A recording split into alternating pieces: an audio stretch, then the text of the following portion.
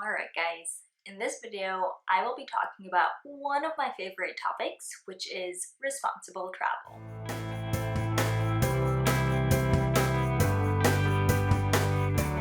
So before we dive into the details, I want to talk about why traveling responsibly and sustainably is really important.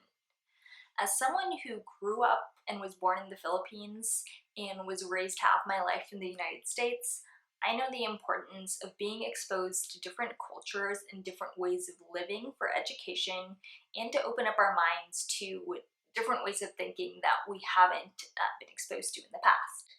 However, it is also important to think about the detriment of our travel on the environments and the communities that we travel to. My guess is if you like to travel, especially if you like to travel a lot, it's because you're trying to see more destinations or experience more cultures. But the irony is, the more we travel, the more we actually damage the environments and the communities that we travel to. And by doing this, we might be taking away from the future generations' ability to see these places and experience these cultures as well. By traveling responsibly, we're making sure that we do our very best to preserve the communities and the cultures that we travel to go see. One way you can start traveling responsibly is by being conscious of your carbon footprint. Inevitably, you're going to have some kind of negative impact because of the state of travel. You're trying to get from point A to point B. So no matter what mode of transportation you use, you're going to have some kind of carbon footprint. However, you can take steps into mitigating that and reducing the footprint that you leave.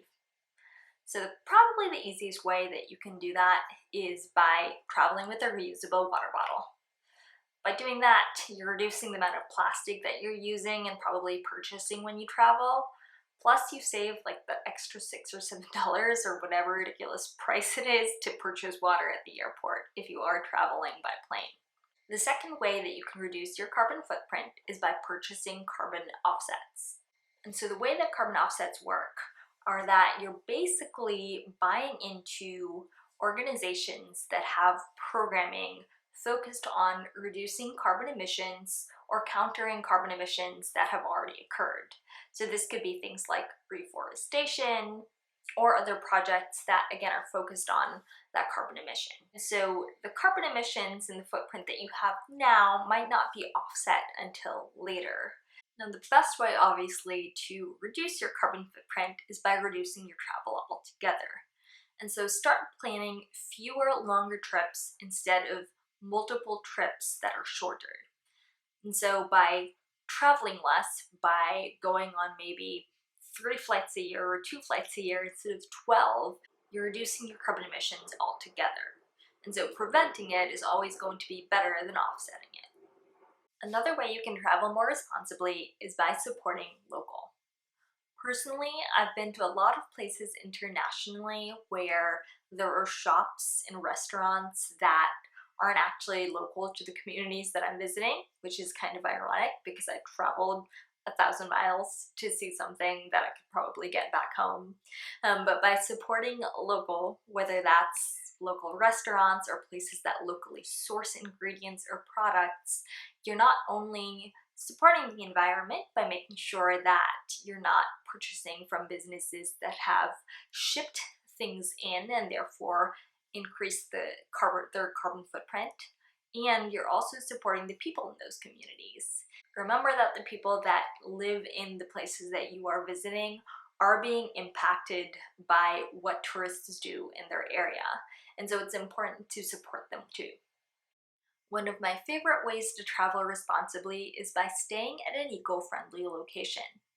So I know this is not always possible, and some of the time staying in eco-friendly hotels and resorts tends to be a little bit more expensive, but I do try to do this as often as I can because it does have a significant impact on the places that I go to.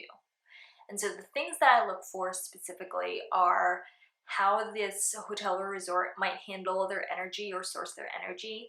Do they have sustainable practices for that? Are they aware of the impact of their trash and their water use on the community? Do they support local and hire people locally?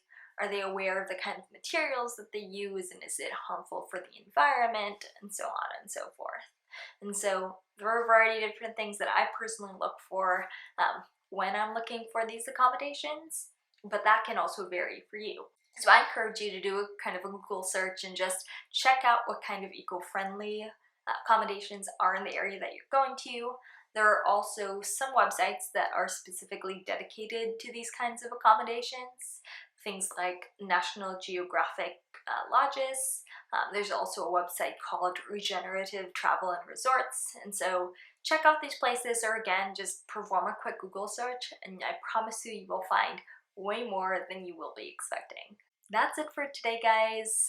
There are so many different ways that you can travel more responsibly, but the first step is really recognizing that while it's important to travel, it does have negative impacts on the environments and the communities that you visit. So make sure to take the steps and do your research in how you can improve the way you travel.